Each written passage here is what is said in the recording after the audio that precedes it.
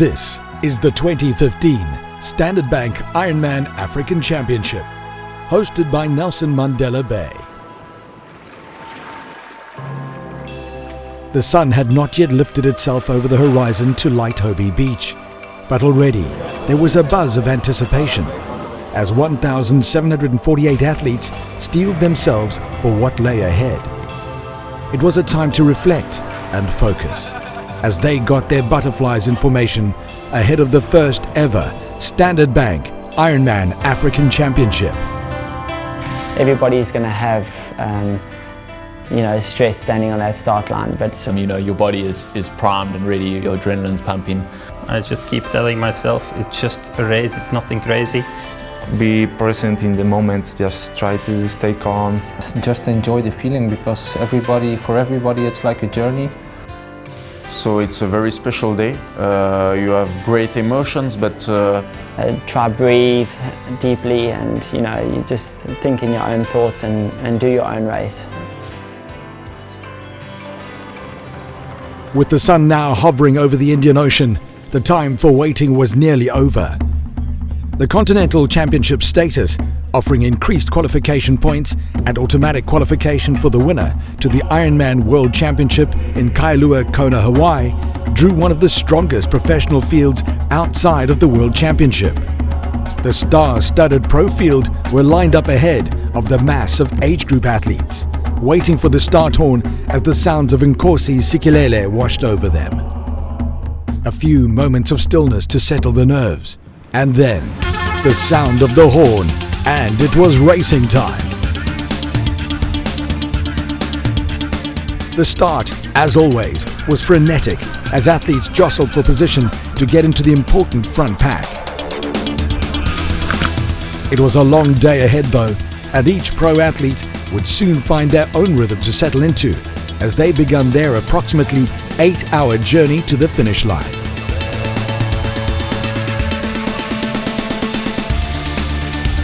First, the 3.8-kilometer ocean swim that would take them from Hobie Beach north towards the Port Elizabeth Harbour for 1.9 kilometers before 2 left turns brought them back to Hobie Beach. With the pro men rounding the first turn buoy, the front pack was beginning to form, forcing the swimmers into the trademark triangle formation as the weaker swimmers searched for feet to draft.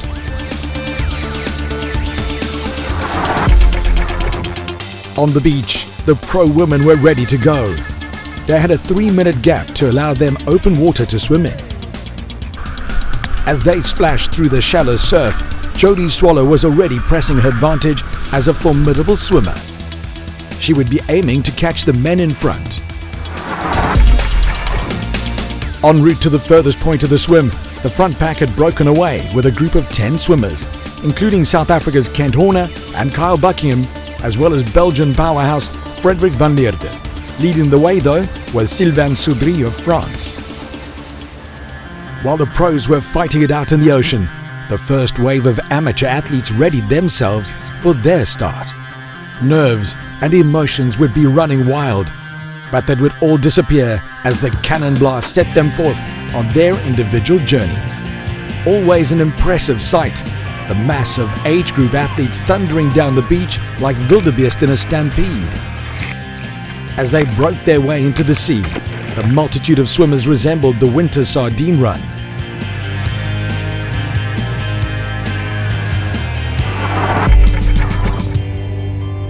Jodie Swallow is an incredible swimming talent.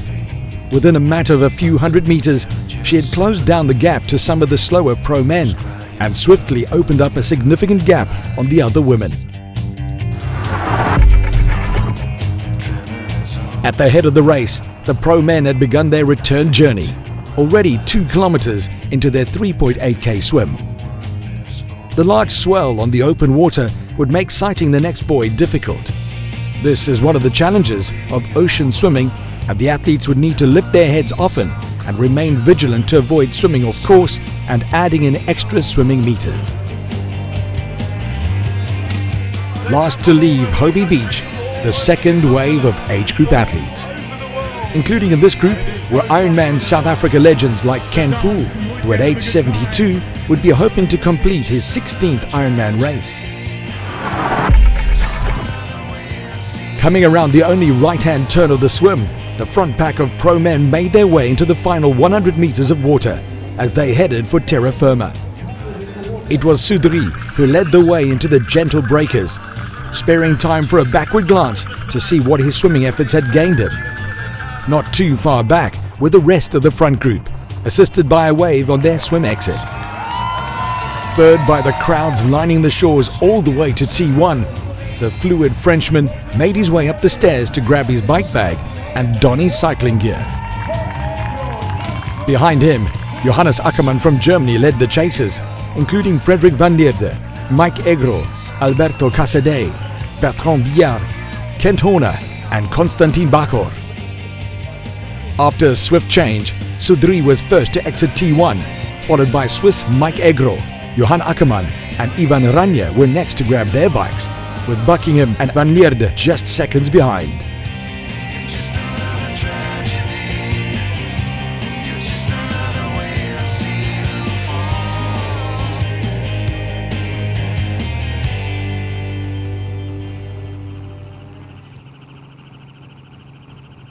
Two South Africans in the top 10 after T1, Kent Horner and Kyle Buckingham. Just 30 seconds though between 10th placed Ivan Ranja and leader Sylvain Soudry. As expected, it was Briton Jodie Swallow who led the women's race as she exited the water. The powerful swimmer already had more than a minute's lead on the nearest female competitor. Saving valuable seconds, she suited up on her way to the change tent where she would don her helmet and cycling shoes. Leaving the tri-suit open under the wetsuit allows for freer movement of the arms during the swim.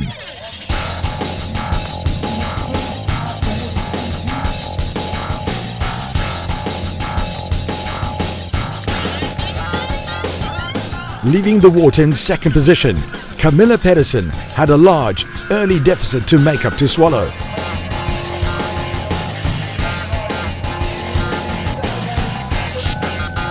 Third out the water, Lucy Reed.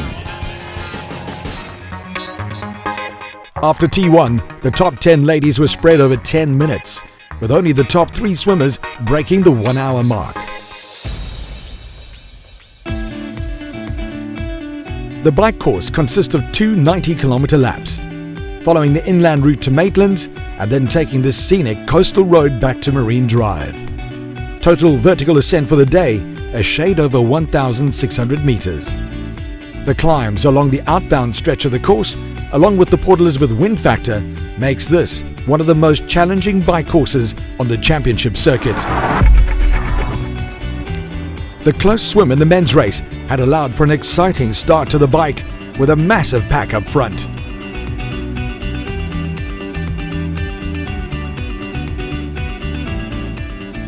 There would be a lot of jostling in the order as athletes vied for positions, trying to find the balance between settling into a rhythm, focusing on their own race, and keeping track of the flying Sylvain Soudry at the head of the race.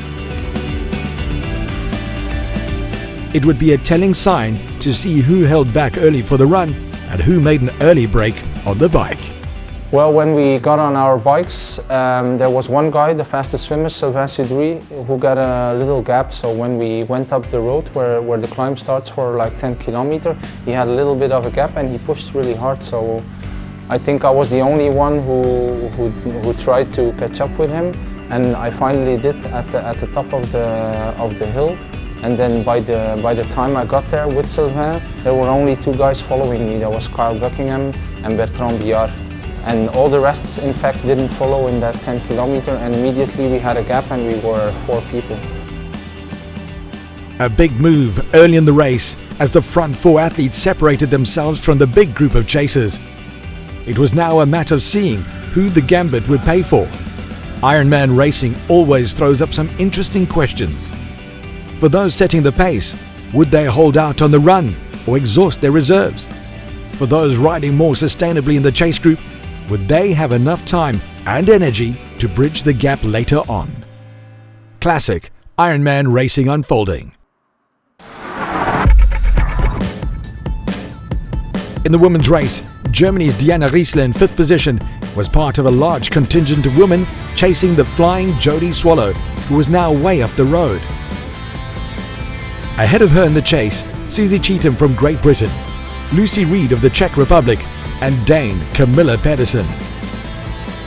They would have a tough time chasing down the distant Swallow, strong on the bike and thrives on leading from the front, a tactic she has so often employed in the past.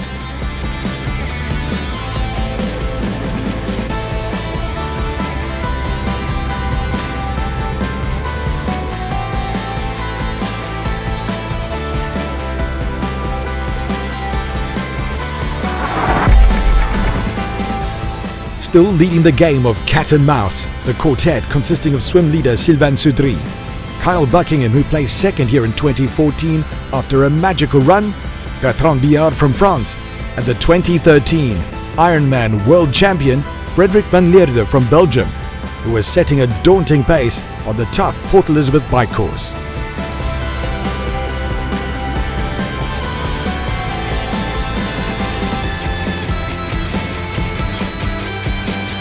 The substantial group of chasers on the bike was testament to the quality of the pro field on display. This year's field including several Ironman winners, world and continental champions. Among the chase group, the Spaniard Ivan Rania.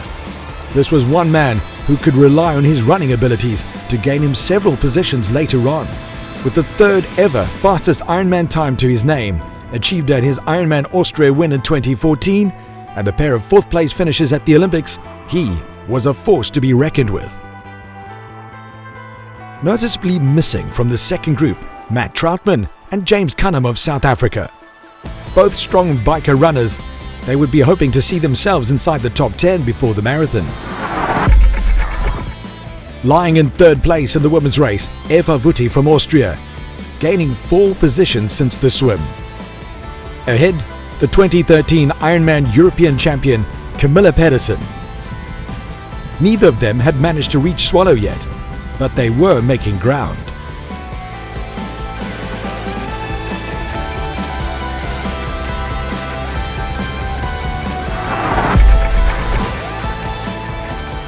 In the men's race, the status quo remained unchanged. The big chase group chasing the attacking 4, who were led by Frederik van Lierde. In 2014, Buckingham played all his cards on the bike course and managed to resurrect himself in the last few kilometers of the marathon to get a second place. This year, he would be hoping to better that at his hometown race. Ironman is a long day. It's 8 and a bit hours. You always have mixed feelings and ups and downs during the race. Last year, I didn't make the front pack. In the swimming, we had we had Nils Frimard that was leading the swim. And then, I felt good in the beginning of the bike, so I thought, why not just chase him down? And, I had to burn all my matches then in the first 45 minutes. And it played out in my favour. So hopefully I don't have to do that this year. But if I have to, then, then I have to.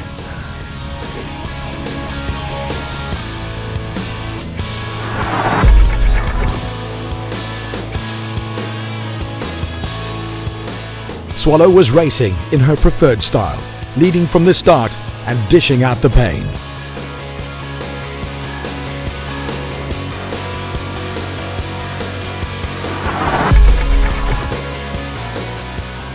The Regional Ironman Championship consists of 5 Ironman races around the world. These races, including Nelson Mandela Bay, are of an elevated status and offer increased prize money and World Championship ranking points for professionals. We want to create certain icons and we focus on races which do have the potential for that. And we want to further reinforce the value and the importance by turning them into regional championships. But here, for example, in Port Elizabeth this year, we have a starter field of professionals which is almost as strong as in Kona at the World Championship. And that's very much driven by the fact that it is a regional championship where they can collect more points and can qualify easier for the World Championship in Kona.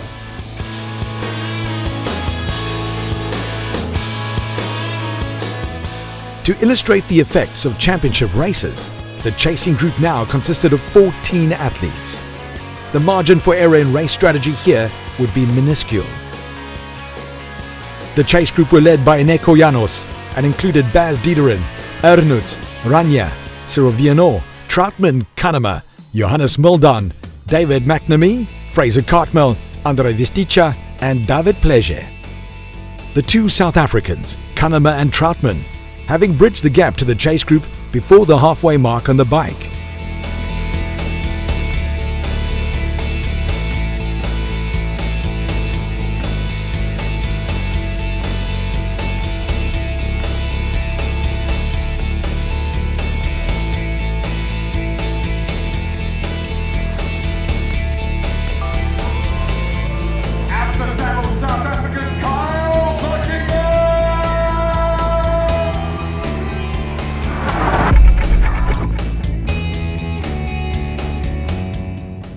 In the women's race, Swallow was still in the lead as she descended at Schoenmakerskop onto Marine Drive.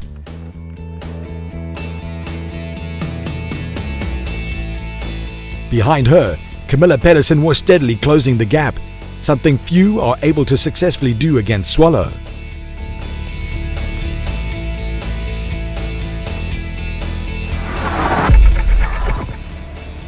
Former Ironman world champion Frederik van Leerde relishes the challenge of his first race on this tough bike course.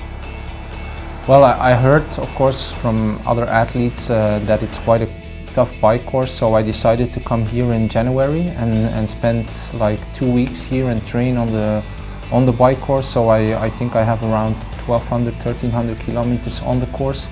You know, that suits me well because it's a hard course. There's quite some elevation as well. The road is rough, so you have to push all the way. And it's for training, it's really scenic. So I loved it, spending so much time on the course.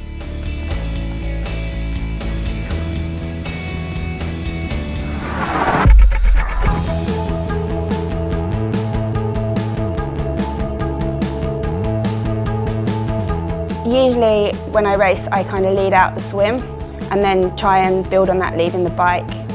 I usually have a nice lead off the bike, but sometimes I don't, and sometimes I have to rely on my run. Things happen, punctures, penalties, and I've had to run through the field before. So this race, I might change my tactics a little bit and be reliant on my run. I have real good confidence in it at the moment, so that would be a different experience for me and everybody else, and I look forward to trying to give it a go.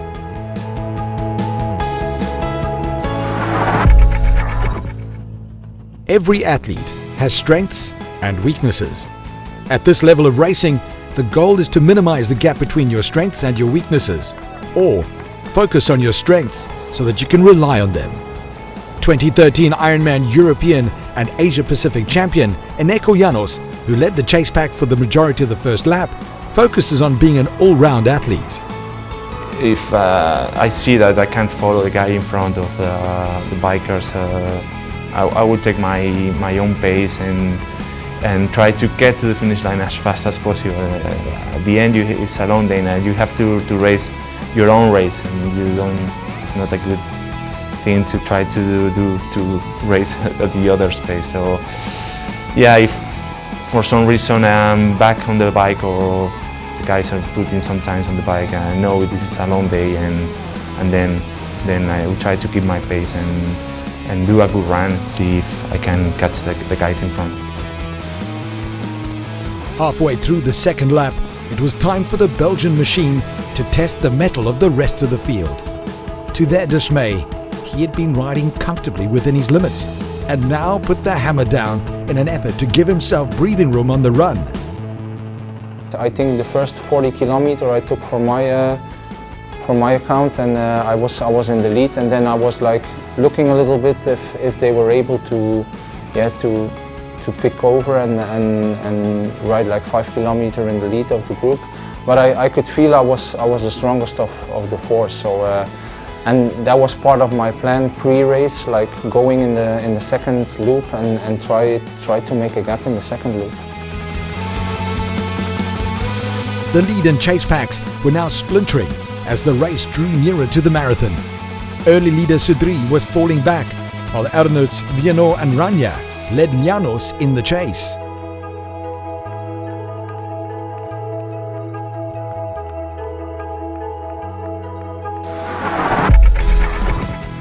The only woman that looked likely to catch Swallow on the run was the remarkable Dane Camilla Pedersen. She'd come back from a life-threatening bike crash that left her in a coma to claim her first ever ITU championship title, and now she was hunting down the formidable Jodie Swallow at the Standard Bank Ironman African Championship. The pair resuming their exciting rivalry, with Pedersen having beaten Swallow at the 2013 Ironman European Championship in Frankfurt not too long before her bike crash. Eva Vutti still held on to third.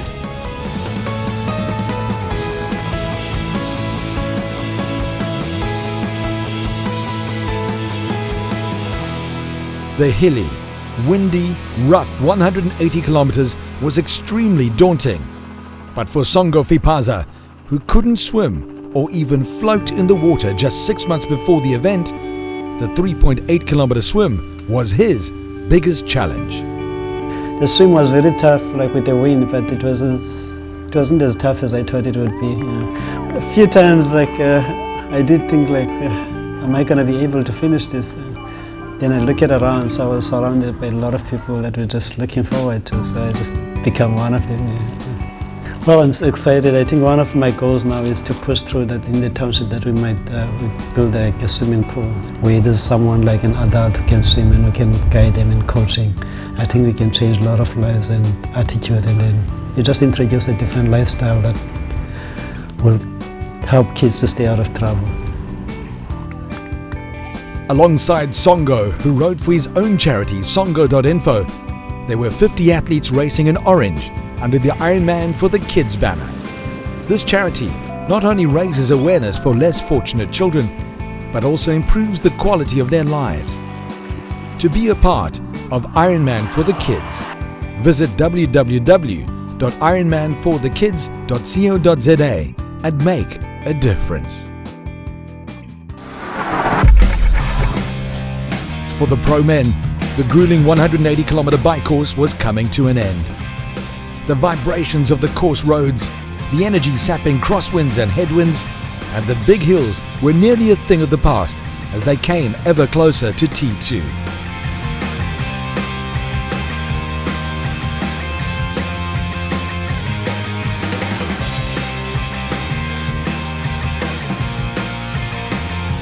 Unclipping his shoes in advance, it was Frederik van Lierde who would reach transition first.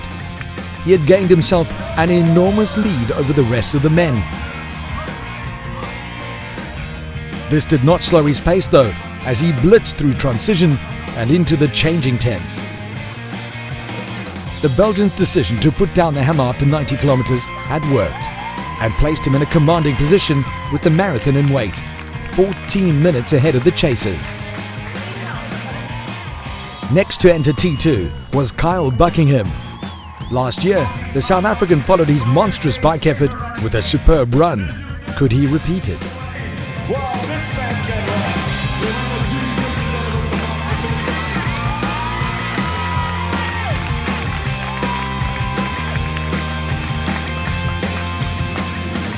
A power finish to the last 10 kilometers of the bike for Bas Diederin, as the Dutchman rode himself into third spot. His powerful frame is not the lightest though, and he would need to work hard against the lighter runners.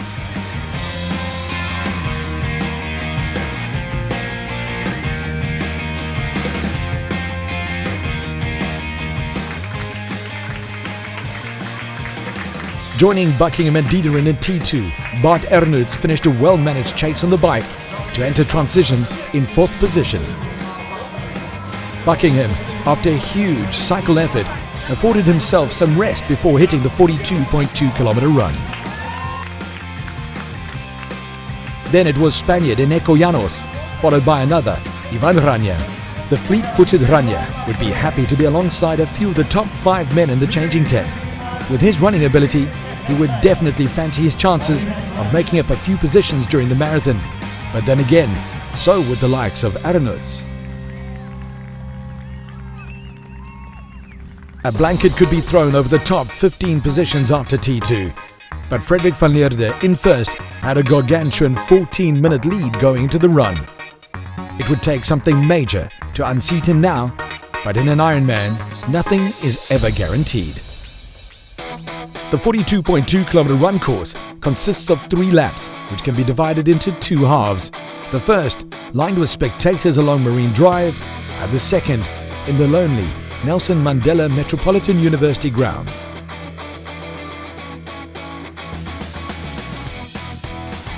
The lapped run course allows competitors to gauge exactly where their rivals are.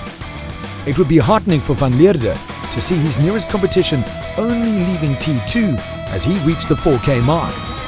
For the chasers, the effect would be quite the opposite.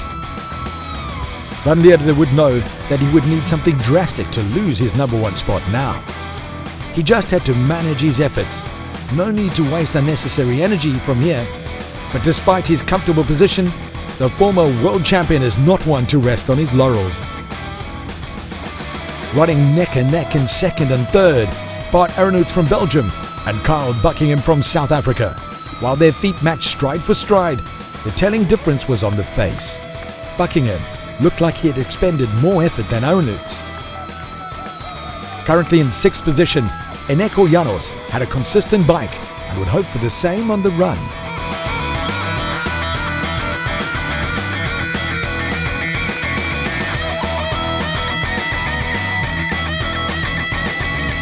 At the Standard Bank 8 station and turn point, 2 kilometers into the run, Ivan Ranja was putting pressure on the big man from the Netherlands, Bas Diederin. The Spaniard was built to run, and his fluid strides indicated he was going to have a flyer if he could keep the pace up.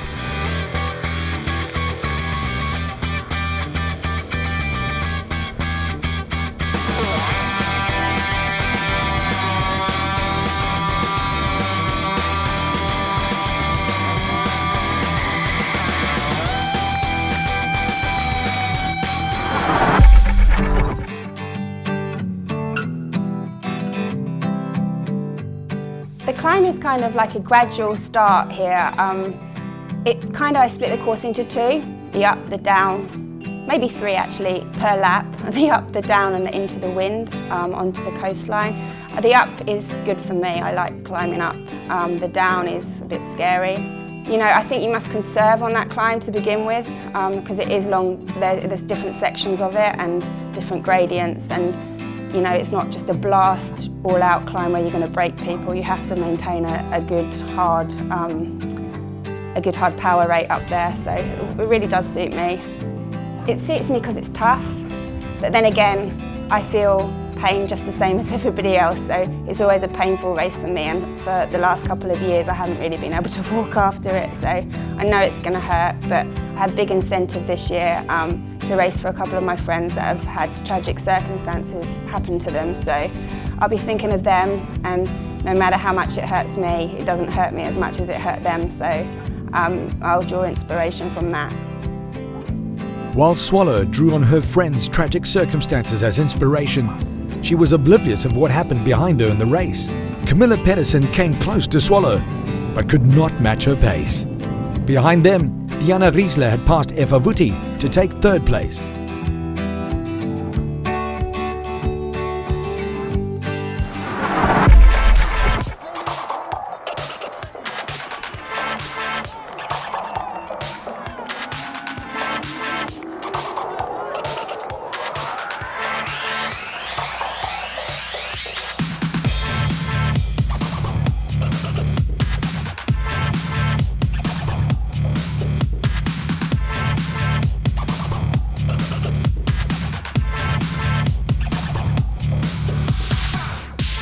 Heading into NMMU, Buckingham and Aronoots were still side by side in joint 2nd and 3rd.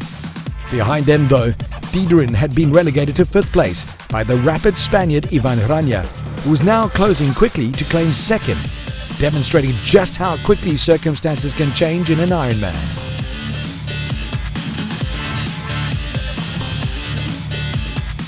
Ever consistent, Eneko Janos remained in 6th place, but at his current pace, looked set also to overtake Diederin.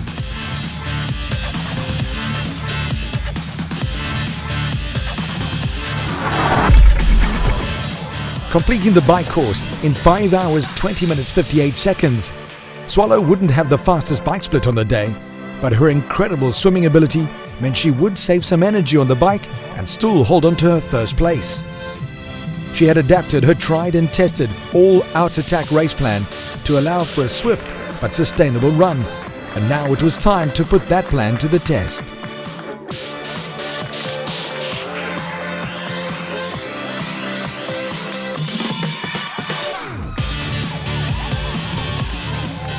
Camilla Pedersen nearly managed to pass Swallow on the bike, but managed to come into T2 in second place, only 2 minutes behind Swallow. Not a bad position to be in, considering Swallow's past exploits on the run at this race. Behind her, Diana Riesler had a fantastic finish to the bike course, having achieved the fastest women's bike split of the day. She entered T2 in third position.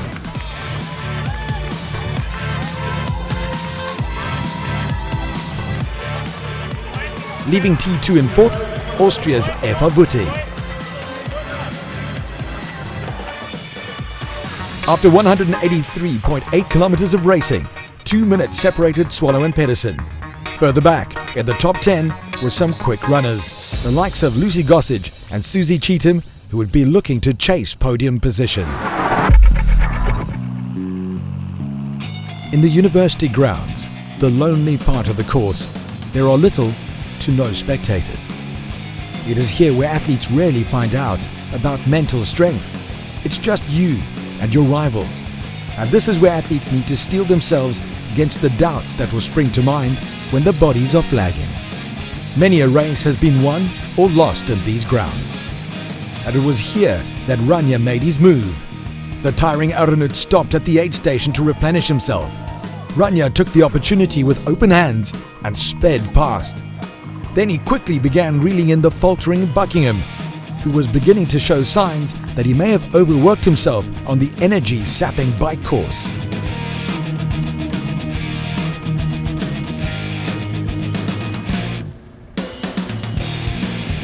In only a short space of time, he caught and passed Buckingham, who would need to consolidate from here to avoid falling too far back.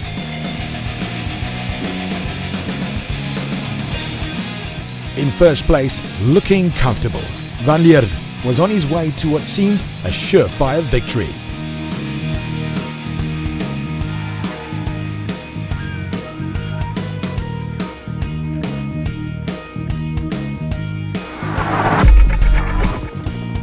Jodie Swallow has raced here twice before, and both times she has led for the first 210 kilometers of racing. But on both occasions, she was also passed less than 10 kilometers shy of the red carpet. With Pedersen and the fast-running Brits behind her, she would need to dig deep to hold on to first place this year.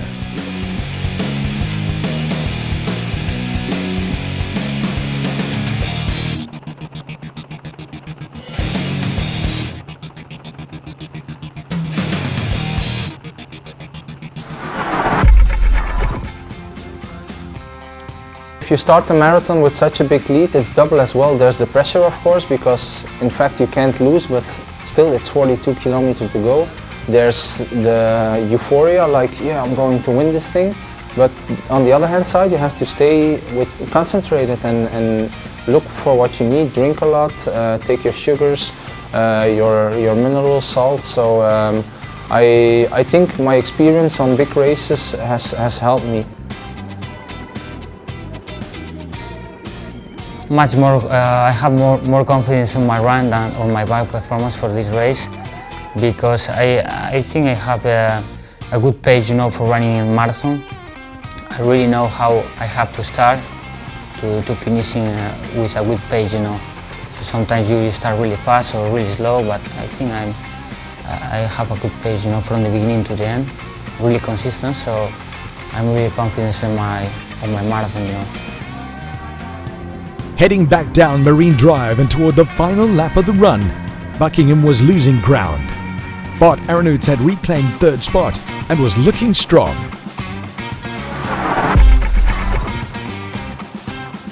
When I started out on the run, I didn't feel particularly great. But that was part of the strategy, to slow down in the first part of the run and just see what was, and build, you know, like people like the greats of our sport do, like Mirinda Carfrey. She comes back faster than she went out. So yeah, it was a different feeling for me. It wasn't one of, you know, Olympic distance triathlon, banging out of T2, hell for leather.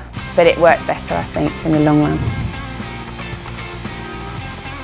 The women's race was heating up quickly, with the top three within minutes of each other on Marine Drive.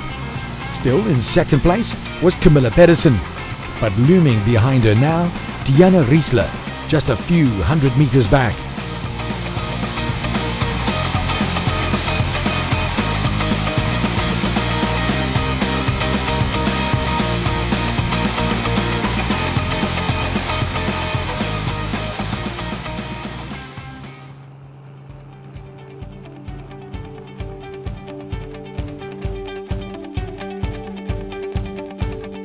Thomas Dieckhoff, CEO of Ironman Europe, Middle East and Africa, is proud to see the elevation of Ironman South Africa to continental championship status. He believes it was always a race with potential and will only grow from here with all the local support.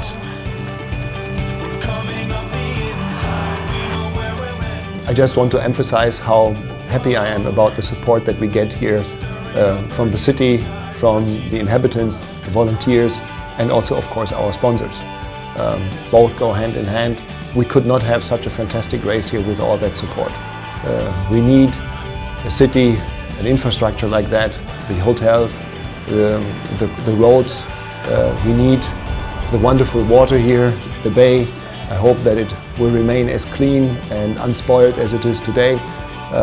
And so we're very, very happy about that. And of course, we are very happy about our new title sponsor, the Standard Bank.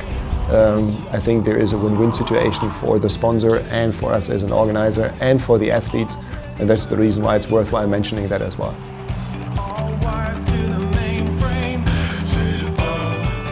With the pros halfway into the marathon, for the bulk of the age group athletes, the run was only a pipe dream. They first had to conquer the harsh bike course.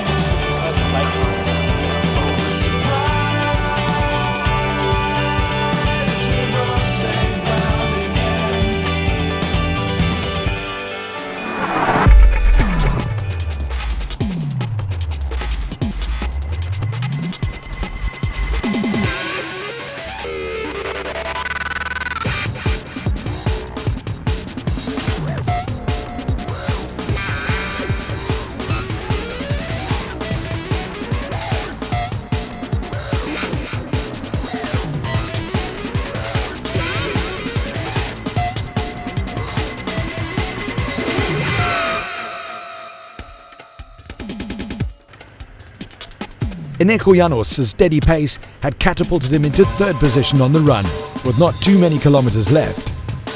In contrast, Bart Arnout had been yo-yoing in and out of third place during the run.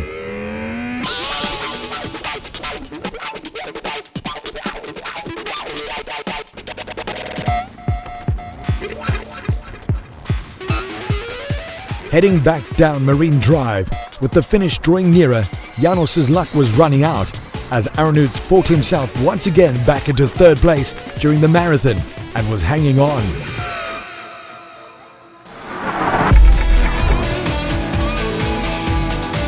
Near the halfway point on the run, Pedersen was in danger of losing her grip on second place, which she had held since the swim. Coming up fast from behind, Diana Riesler.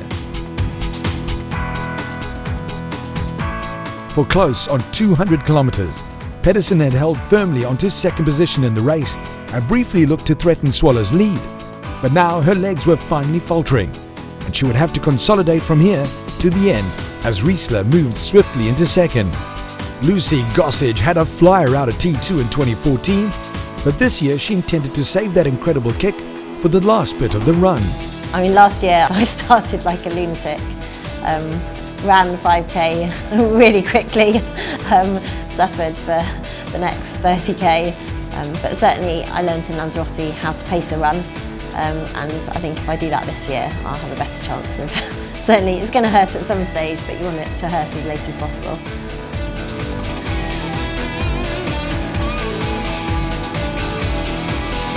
An amazing run by Lucy Gossage as she flew past third and second place, with only Swallow left ahead of her. Gossage was able to run Swallow down in 2014, but with the lead around 5 minutes and only 6k to go, it would take a mammoth effort to catch up.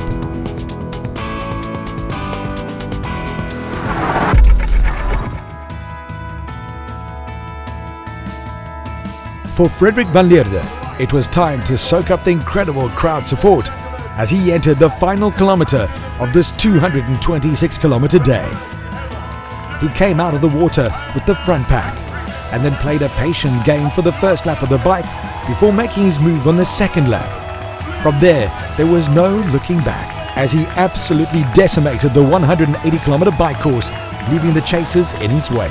It was a complete display of domination and a true masterclass performance by the former Ironman world champion. This was no easy feat, with Van Lierde admitting that the course was the toughest he had ever raced. An amazing finish to his first Ironman in South Africa, Ivan Rania with a phenomenal run, the fastest of the day, to claim a well-deserved second place.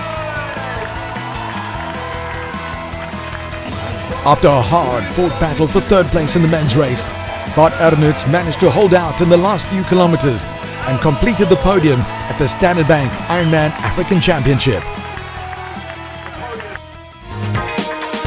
With the day's fourth fastest run time, Matt Troutman made up 3 positions after the bike, narrowly missing out on a podium spot. Also in the top 10, James Cunnama. Kyle Buckingham had slipped from second to fall right out of the top 10 during the marathon. The dominant force on the day though, Frederik van Lierde, 16 minutes and 20 seconds ahead of Ivan Rania, his nearest rival. Exiting the university grounds on the final lap, Susie Cheetham had snuck into third place, and it was now Great Britain that held the top 3 spots in the women's race.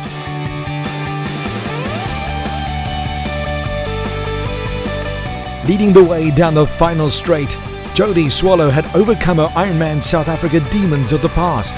With the finish line in sight, she could enjoy the last stretch of the race as she claimed the top spot for the first time in South Africa. Although she led from the gun, this was not a typical Jodie Swallow performance. She recorded only the 5th fastest bike time and the 4th fastest run, but the way in which she managed her race was perfect. An emotional victory for Jodie Swallow, the 2015 Standard Bank Ironman African champion.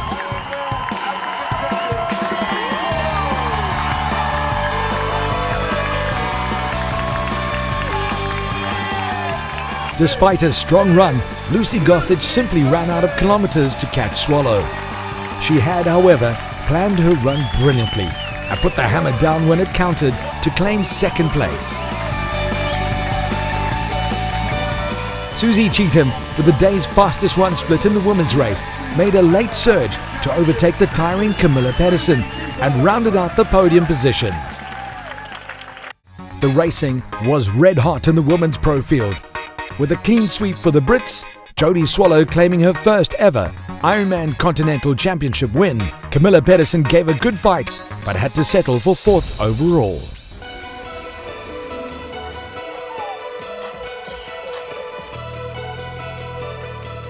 While the professional athletes do this punishing sport for a living, the hundreds of age group athletes taking part had to give up a large part of their free time and juggle career and family time to put themselves to the test at the Standard Bank Ironman African Championship. The classical Ironman athlete is a very particular type of person. They are characterized by endurance, discipline, the ability to prioritize, the ability to organize, and an incredible will. but because they know how much effort has been put into the preparation, they appreciate and they recognize the situation where it is good to help. And we also see that reflected in donations that athletes are doing when we combine our races with charity activities, for example.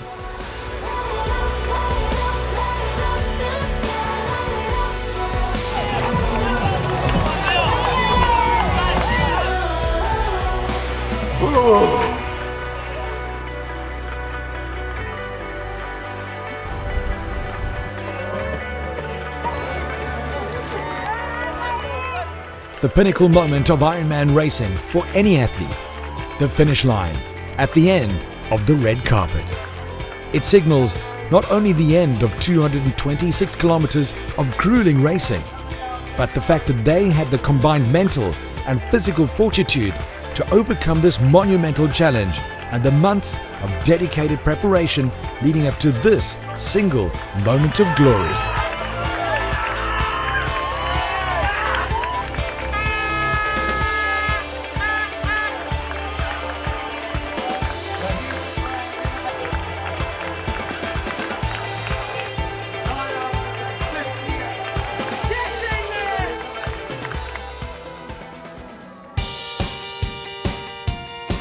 Long after the pros have finished and the sun has shed its last rays over Nelson Mandela Bay, there are those athletes who still have a long race ahead of them.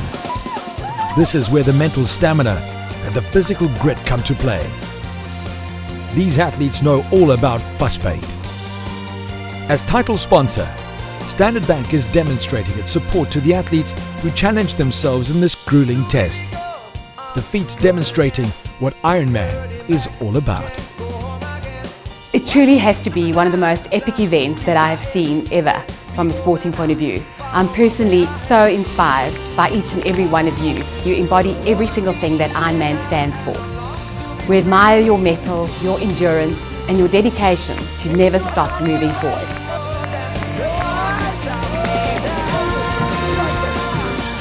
It's been a long day for them, and it will be a long night too. For most, they would reach the finish line. For others, not. This is the spirit of Ironman racing, to put your body and mind to the ultimate test of endurance.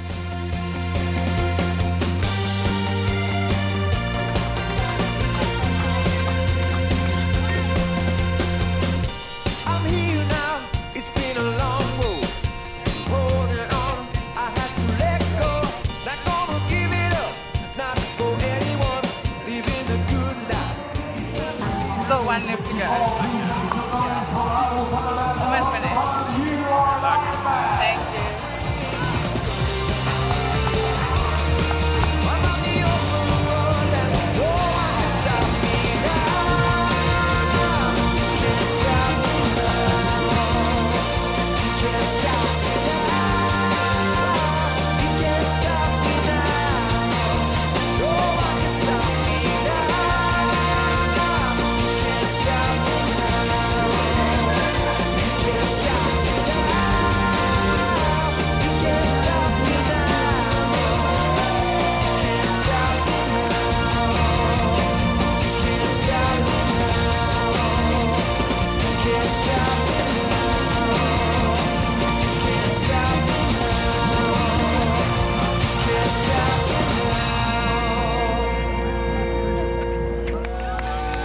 For Songo Fipaza, he had broken new ground.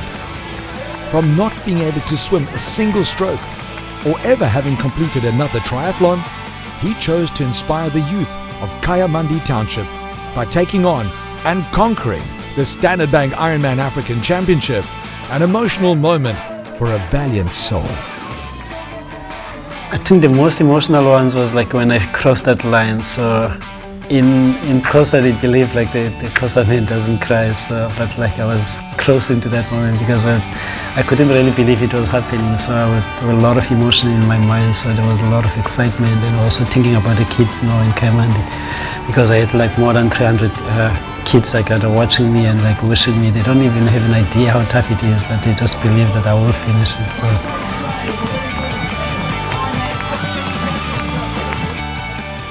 An historic day in Nelson Mandela Bay as the first ever Standard Bank Ironman African Championship draws to a close. Of the 1,748 athletes who started, 1,587 completed the 3.8 kilometer swim, 180.2 kilometer bike and 42.2 kilometer run. Champions were crowned and lives were changed. This is Ironman, and all those who completed are winners. This is the 2015 Standard Bank Ironman African Championship, hosted by Nelson Mandela Bay.